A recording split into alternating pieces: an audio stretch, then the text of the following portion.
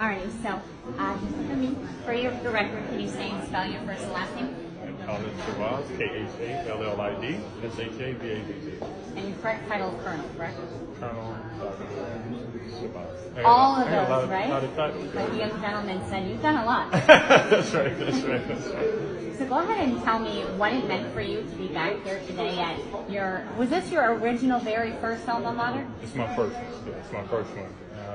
I left here 30 years ago, and as I said in the speech, I left here in a bit of trouble. I had to go to jail for some fighting. So I've been working for 30 years to make myself accomplished enough to actually get invited back here. And so it meant a lot to me. It's closure for me because I let a lot of people down, my mother, my father, and all those people who wanted me to be the first college graduate in the family. And so now you have a multitude of college degrees under your belt. How proud are all of those people and those here at the college? They're very proud of me. I don't think the college actually knew that I was as accomplished with the 2 doctorates and 4 masters, but I was contacting my classmates and just kind of begging them to give me an opportunity to come back and speak to the students. So I think sometimes students in their current situation don't understand that you can achieve whatever you want to achieve. You just have to stop listening to the false narratives that people tell you. And that kind of seemed to be the theme of your speech today. Yes. You know, you told them, hey, I was back in here half coherent, half asleep. I was in your shoes. That's right. Just like a lot of students, I came with baggage. Why was it so important for you to be able to speak to those students currently? Well, I speak all over the country in the Army and also in my own time, and I go to colleges, and people seem to lack a lot of self-esteem. I also wrote a book on self-esteem, and people like me, when they see me, they just kind of see the bio. They don't see the trials. They don't see the times where I thought about giving up on myself and giving up on my family. So I want to put that in speech form to show them that I'm the realm of possibility.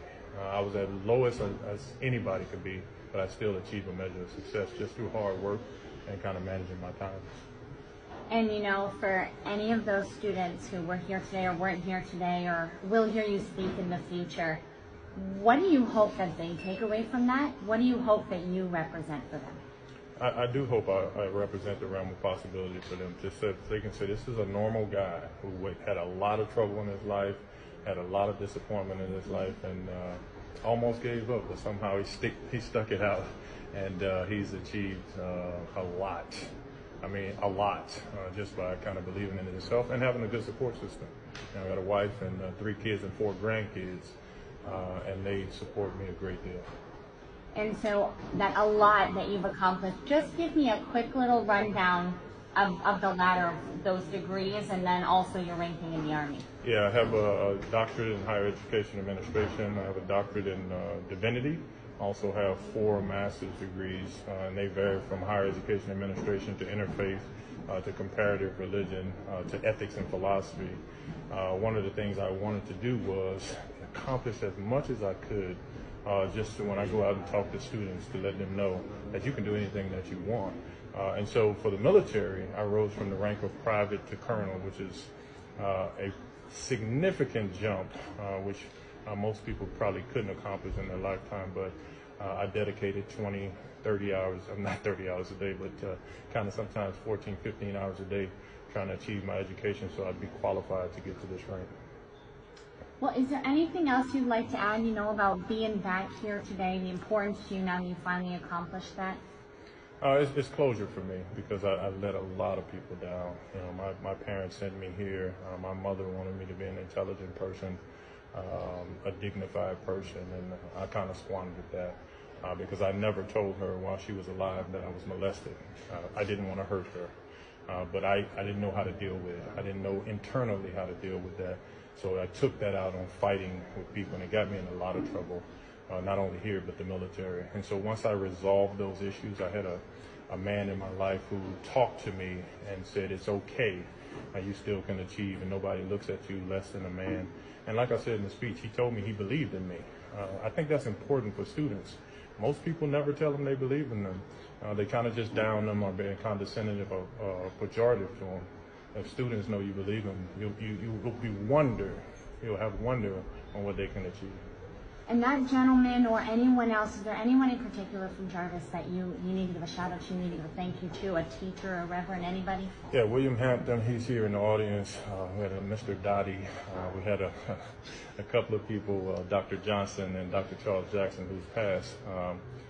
They used to call me Dr. J. They used to always say, Dr. J, when are you going to turn in your homework, right? So they were constantly prodding me to do better. I just at that time didn't have the wherewithal. I want to really thank them because they pushed me, especially William Hampton. Sometimes I used to just go hang out in the media room and just kind of sulk. And so he allowed me to do that. He didn't know what was going on inside of me. He just allowed me to do that. And then one last thing, we were told that you, with your rank now of colonel, Yes. that makes you the highest ranking Muslim chaplain. Yeah, I'm the highest ranking Muslim chaplain in the history of all military services. I was the first division level Muslim chaplain in the military history as well. So all of those things, I was hoping that one day that they would invite me back because they, that stuff was on the news in the Army Times and all of that stuff. So. That ranking alone is extremely significant, like That's you said, right. in all of the history. What does that one mean to you? Well, believe it or not, it didn't mean as much to me as getting a doctorate degree. My mom got to see me get the doctorate degree before she passed. Nobody in my family had gotten a doctorate degree. So being the first Muslim to do something, it was not insignificant, but it wasn't as significant as me getting the education, so my mom could be proud of me. That's great. Was there anything else you want to add? Woo! That's it.